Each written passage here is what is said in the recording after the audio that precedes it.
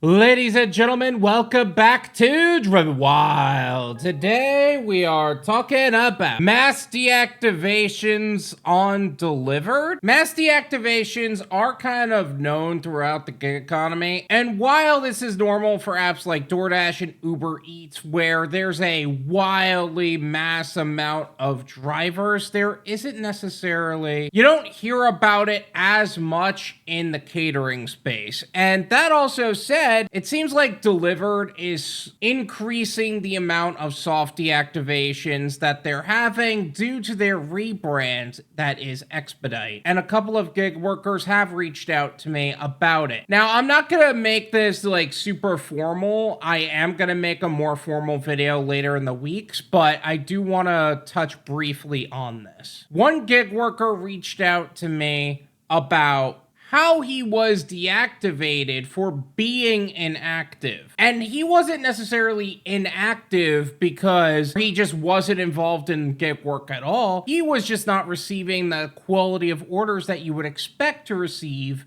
being in the catering space, because DeliverThat is outbidding them. Zifty might be outbidding them. I don't know if he's actually a part of apps like SkipCart or any of the other cartwheel apps. DeliverThat is his main one, and they kept outbidding him. And you want to know what happened? They deactivated him or marked his account as inactive. This is how Dlivrd likes to deactivate people. They don't just outright say you did a wrong thing, so therefore you're deactivated, unless it's like a very personal thing and Brian Brock calls me out specifically. Yeah, I'm still mad about that. But that also said, that caused him to not be able to hop back on because he ended up going right onto the waiting list. And you know what? I don't know how I feel about that, to be honest. Like, if you're constantly getting quality orders and what ends up happening is that you have to turn the app off because you're not doing it anymore, that makes sense. But he just wasn't getting quality orders where he was. That's not his fault. That's the company's, like, inability to serve him.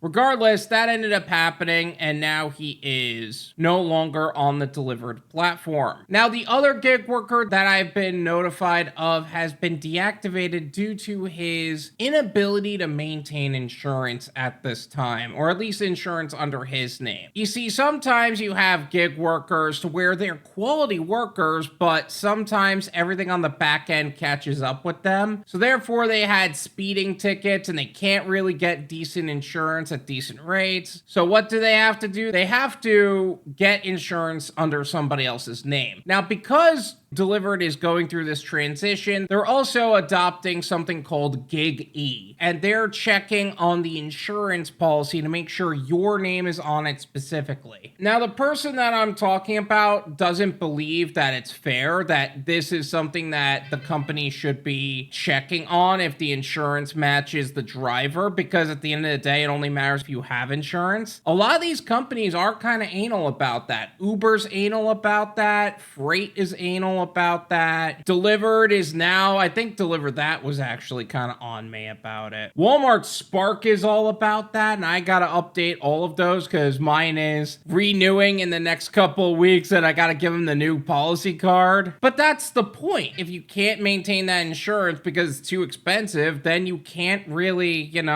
be a gig worker. Like, why should you waste so much money on being a gig worker if it's actually costing you money to maintain insurance? And that's going to be on his insurance for years now. It is what it is, but regardless, he ended up not being able to maintain his status on the platform because he's not getting quality orders. Again, I'm going to make a more formal video about this, but if you guys are getting deactivated on any of these platforms, this is actually relatively normal around this time of year. Walmart Spark is kicking off a lot of mass deactivations and has affected gig workers who are content creators. Doordash actually deactivated me around this time of year. Actually, it was more like late September, but nevertheless, all in all, just make sure you have a well-diversified gig portfolio and you develop an exit strategy so you're never too dependent on any one gig app. I'm not going to do the whole plugs thing because I just accepted an order and I'm running really low on time today. But I do have the build your own delivery service provider course, as well as all of my other links in the description. Make sure to follow me on all of those places. Thank you so much for watching, and I will have a more formal video about this soon. Until next time.